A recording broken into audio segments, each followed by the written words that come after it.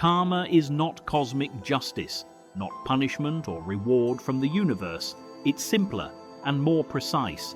Karma means action, and every action has consequences. Not magical, not mystical, just cause and effect. In the moral realm, you act with intention. That action creates effects in your mind, in others, in circumstances. These effects influence future conditions, which influence future actions. This is karma, an unbroken chain of cause and effect. Nothing supernatural, just causation. The Buddha was very specific. Karma is intention, not the action itself, but the mental state behind it. Two people perform the same action, one with harmful intention, one with helpful intention. Different karma, because intention shapes mind, and mind creates experience. When you act with greed, greed strengthens. The neural pathways of greed deepen. Next time, greed arises more easily, more strongly. This is karmic result, not external punishment, internal conditioning. You're training your mind. Every intention is training. When you act with generosity, generosity strengthens.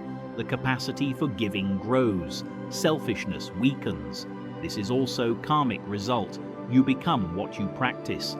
Every action shapes you, gradually, cumulatively, until you are the sum of your karmas. This is why ethics matter in Buddhism, not because God commands, not because rules exist, but because actions have consequences. Harmful actions harm you. By strengthening harmful mental states, helpful actions help you. By strengthening helpful mental states, you can't harm others without harming yourself. Impossible, because the intention to harm harms your mind first, creates anger, hatred, fear. These are suffering for you immediately. The external harm comes later. The internal harm is instant. Same with helping. You can't truly help others without helping yourself. The intention to help creates kindness, compassion, connection. These are pleasant mental states for you right now. The external benefit comes later. The internal benefit is immediate. This is karma's genius. Ethics becomes self-interest, not selfish, but aligned. What's good for others is good for you. What harms others harms you. Not in some future life, right now, in the quality of your mind, in your immediate experience. But karma is complex. Actions have multiple effects, some immediate, some delayed, some subtle, some obvious. The web of causation is intricate. You can't predict exactly how karma will ripen, only that it will, somehow, eventually. The Buddha warned against trying to figure out karma precisely. It's too complex, too interconnected. Trying to understand it fully leads to madness. Better to focus on present action. Make it wholesome. Trust the process. Karma will handle itself. This brings us to rebirth. In Buddhism, consciousness continues after death. Not a soul, no permanent self, but a stream of consciousness, shaped by karma, taking new form. This is rebirth, not reincarnation. No entity moving between bodies, just consciousness arising anew, conditioned by previous karma. Most Westerners reject this. Too supernatural, too mystical. Fair enough. The Buddha said you don't have to believe in rebirth to practice. The teachings work regardless. Karma operates in this life.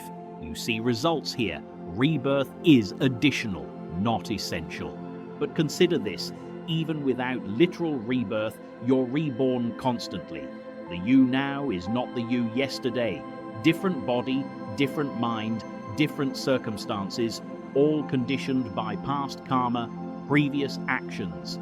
This is rebirth, moment to moment, life to life. You wake up tomorrow as a continuation of today, shaped by today's actions, today's intentions. This is your rebirth. Into the consequences of your choices, you're creating your future self. Right now, through karma. If you acted with anger today, tomorrow you wake up as a more angry person. That's your rebirth. If you acted with kindness today, tomorrow you wake up as a kinder person. This is how karma and rebirth work, practically, verifiably, in this life. The traditional teaching adds that this continues beyond death. Consciousness doesn't end. It reshapes, takes new form, conditioned by karma. But the mechanism is the same. Action shapes mind. Mind shapes experience. Experience conditions future, whether in this body or another. The point is not to believe or disbelieve. The point is to understand the principle. Actions have consequences. You become what you practice.